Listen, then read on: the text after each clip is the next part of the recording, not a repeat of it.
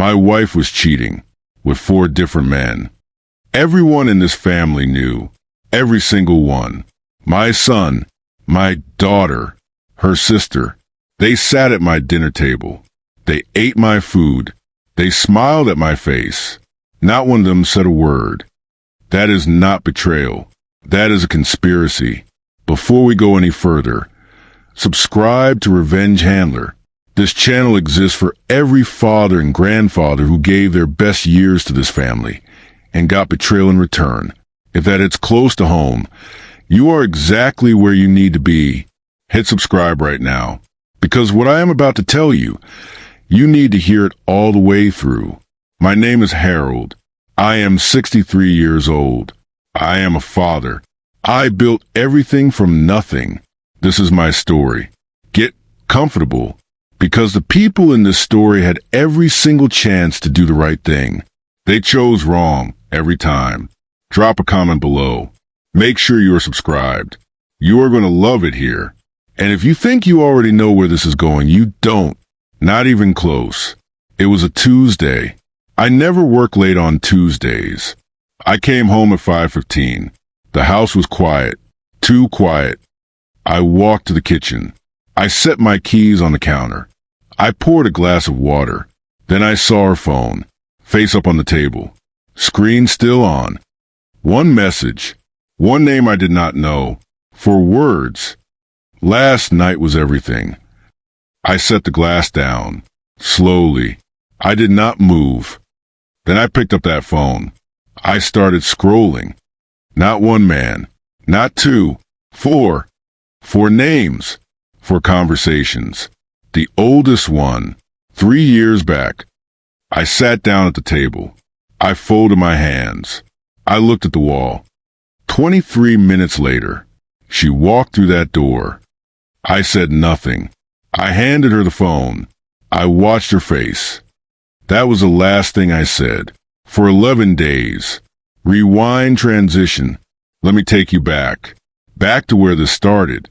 Sandra and I met in 1991. She was 26. I was 32. I was a carpenter.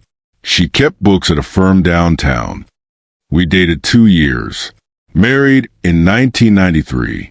2 children, Daniel, Claire, for 15 years. It was a real marriage. Not perfect, but real. I worked long hours. She held the house together. We did not have everything, but we built something. There was 1 year. I worked 7 days a week, 9 months straight. The roof needed replacing. Then the car went. Then Daniel needed braces. I did not take 1 day off. Not one. Sandra never asked me to. That was the woman I married. Or who I thought I married. Things shifted in 2019. She started staying late. 2 nights a week.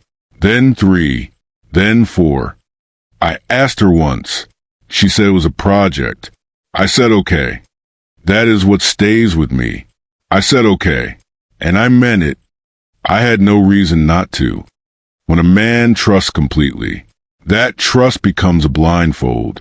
You stop watching. You stop wondering. You just believe. I believed her for 4 years. Every person around me knew. My son knew. My daughter knew. Her sister knew. Not one of them said a word. Not to me. Not once. And that was just the beginning. Drop a comment below. Where are you watching from right now? Stay with me, because this story is only getting started.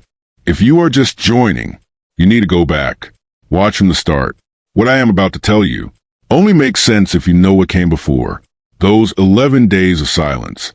I did not sit still. I went back through that phone. Every message, every conversation, every date.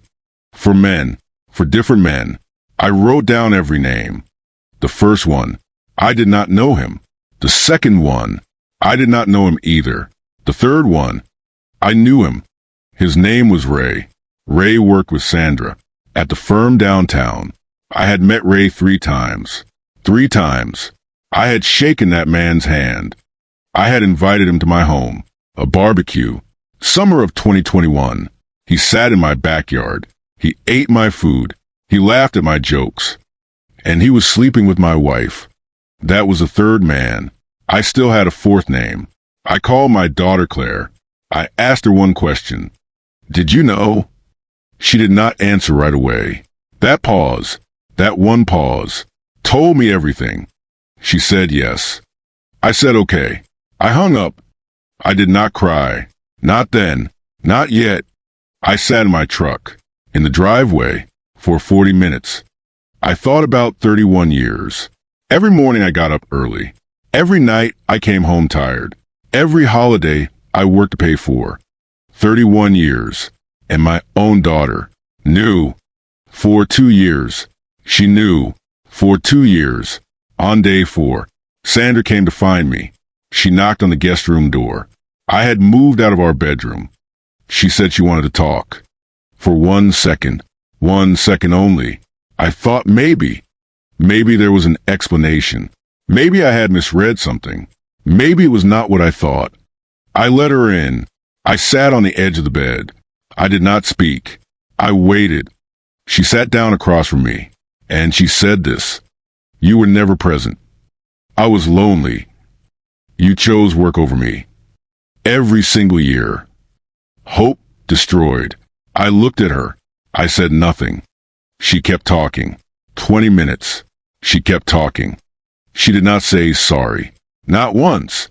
Not one time. She said she was lonely. 4 times. She said that. 4 times. If this is hitting close to home, give this video a like right now. You know exactly what I mean. I stood up. I walked to the door. I opened it. She stopped talking. I said one thing only. I know about all 4. I closed the door. Then I made a phone call, not to a friend, not to my son, to a lawyer. And that phone call changed everything. Still with me? Good, because this is where everything changes. The lawyer's name was Martin. I had used him once before, years ago, a contract dispute. He picked up on the second ring. I told him what I knew, all of it. He listened. He did not interrupt. He did not say sorry. He just listened. When I finished, he asked one question. How long have you been married? 31 years. He said 3 things. Do not touch anything. Do not move any money. Do not say a word to her. Not yet. That word. Yet. I drove home that night. Sandra was in the kitchen, making dinner, like nothing had happened. She put a plate in front of me. I said, thank you. I sat down. I ate. That was the hardest meal of my life. Harder than any day I worked. Harder than any loss I have known. Sitting across from her, eating, knowing everything, saying nothing. That is what patience costs. Every single day. It costs you something. Martin and I met 3 times. Over 6 weeks. I brought him everything. Bank statements. 31 years of them. The house. In my name. I had paid every cent. The retirement account. My money. 40 years of it. Sandra worked part-time. For 12 of our 31 years. Martin looked at everything. He looked up. He said one word. Good. I thought about my son Daniel. He knew. 2 years he knew. I thought about Claire. She had known longer. I thought about Ray. Sitting in my backyard, eating my food, shaking my hand. I did not get angry. Not anymore. Anger was finished. What I had now was something quieter, something colder. Martin filed the papers. On a Wednesday morning, Sandra was served at her office in front of Ray. The 4th man, the one I had not mentioned yet, was her boss. We are almost at the end. Subscribe if you have not yet, because what happens next is something I have never told anyone. You stayed. Good, because this right here is why patience is a weapon. Sandra called me that same afternoon, the day she was served. She was not calm. She said things I will not repeat here. I listened. I said nothing. When she finished, I said this. Mar will be in touch. I hung up. She had kept secrets. For 4 years. Now I had kept one. She did not know about Martin. She did not know about the accounts. She did not know what I had built. Quietly. Alone. In 6 weeks. The house. She wanted the house. Martin had the deed. Signed before we were married. My name only. She did not get the house. Ray lost his job. Her boss. That fourth man. His wife found out. 2 days after Sandra was served. Someone at the firm had talked. His wife called me. She did not say much. She said, "I am sorry." I said, "You have nothing to be sorry for." Daniel called 3 weeks later. He said he wanted to talk. I said, "Not yet." The day the divorce was final, I sat in my truck, in the driveway. I thought about 1991, when she was 26, when I was 32, when none of this had happened yet. I sat there a long time. I did not feel victory. I felt something quieter, like putting down something heavy, something I had carried for a very long time. 6 months later, Claire came to the house. She stood at the door. She did not knock. She just stood there. I opened the door. She said, "I should have told you." I looked at her, a long moment. Then I stepped back, and I let her in. She is my daughter. She always will be. She came into this marriage with nothing to hide. I left it knowing I had built it all. If this story moved you, subscribe to Revenge Handler. Share this with someone who needs to hear it. And drop a comment below, because your story matters too. I will see you in the next one.